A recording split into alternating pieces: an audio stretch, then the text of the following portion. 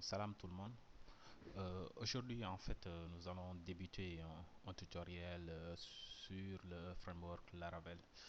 Laravel est un peu un framework PHP qui s'inscrit toujours dans la logique de ces frameworks qui permettent en fait de, de faciliter ou bien de faire plus rapidement le développement de sites web dynamiques avec un peu avec PHP.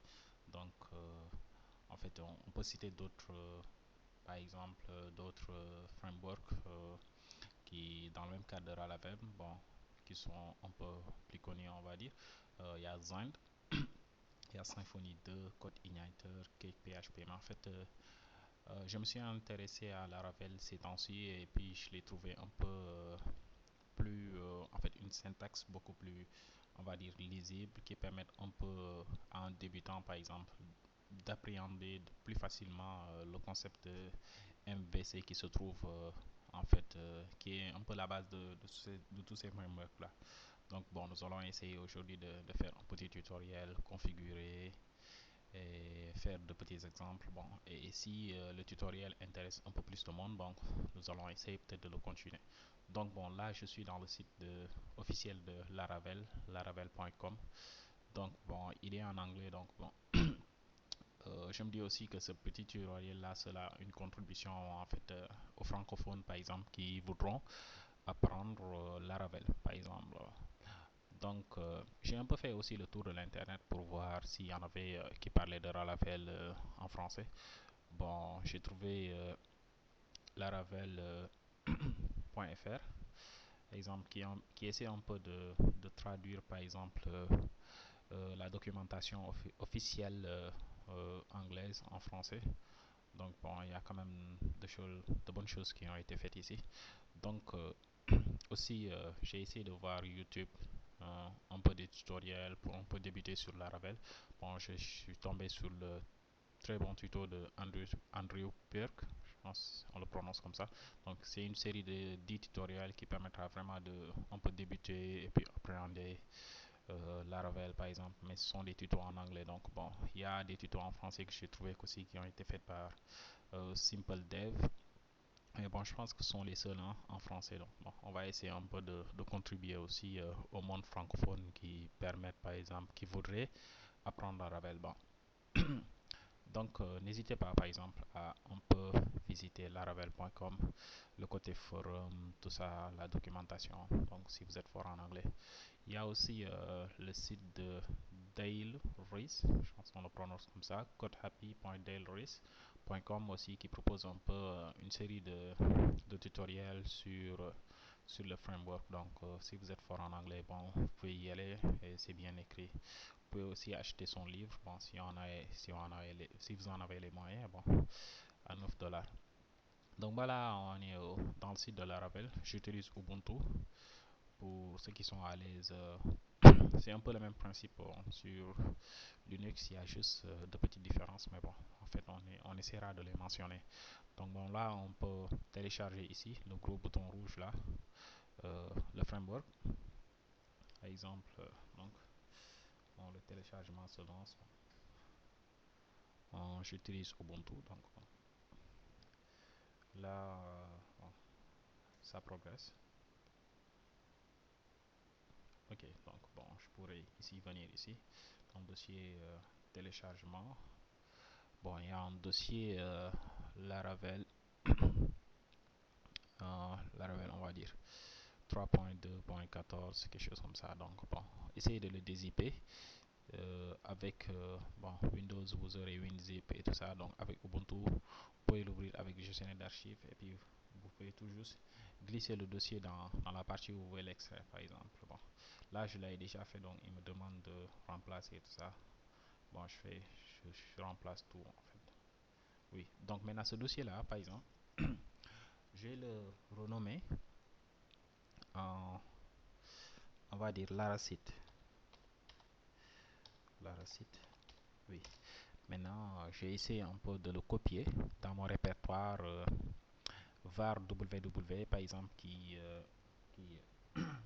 qui contient en fait mes sites web en local. Donc, je vous conseille aussi d'installer un un serveur web en local. Par exemple, si vous utilisez Linux, bon, vous pouvez faire un apt-get install Apache 2.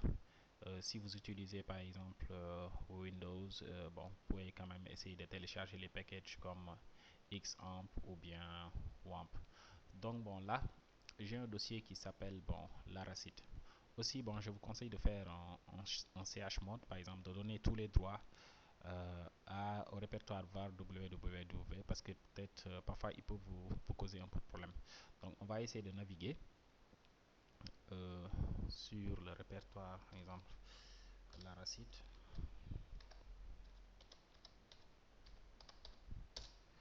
Laracite, bon, on tombe là. En fait, on tombe là. En fait, ce sont les répertoires du framework. Et normalement, tout ce qu'on fera en développement doit se trouver ici dans le dossier public. Donc là, on génère une petite erreur. Par exemple, unhandled exception. En fait, ceci est fait est dû au fait que par exemple, il y a une permission qui n'a pas été acceptée en fait et qui est causée par le répertoire storage. Donc là, on pourrait par exemple en ligne de commande. Bon, je pense que les utilisateurs de Windows, par exemple, pourront ne pas avoir cette erreur-là. Mais si vous êtes peut-être sur Ubuntu, par exemple, vous pourrez par exemple avoir cette erreur-là. Donc, on va faire un sudo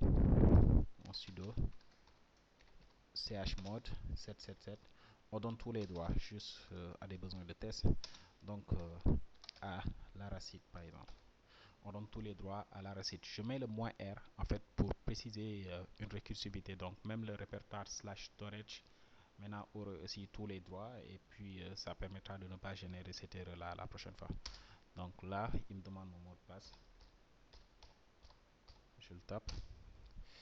Et puis là, normalement, je vais venir ici, actualiser le répertoire slash public qui contient en fait tous les fichiers. Donc là, maintenant, je tombe sur la page d'accueil du framework et se présente comme ça. Donc on nous fait un peu de répertoire, on peut trouver nos routes et puis le répertoire, on peut trouver par exemple nos vues. Si on revient par exemple sur le répertoire Laracite, en fait, le dossier public est attaqué et par exemple le dossier public qui est attaqué est là. Donc on peut voir les répertoires CSS, IMG, JS si on a des choses, par exemple des images, des fichiers CSS ou bien des scripts JS. Bon, une seconde chose que je voudrais mentionner en fait avant qu'on puisse commencer à écrire un peu de code, c'est l'URL d'attaque en fait de notre site. Bon, on se rend compte que par exemple ici on est obligé en fait d'aller jusqu'au répertoire slash public pour pouvoir genre visualiser notre site. Et bon, on peut simplifier cette adresse là en configurant par exemple un virtual host qui permettra par exemple d'attaquer via une URL simple par exemple le contenu de notre site. Donc on va essayer de faire ça tout de suite. Donc si vous êtes sur Ubuntu, je pense que c'est là qu'il y aura un petit problème. Mais si vous êtes sur Windows, si vous êtes sur Windows, je pense que vous devez utiliser par exemple Xampp. Bon, vous trouvez en fait dans les adresses Apache, dans les dossiers Apache, par exemple,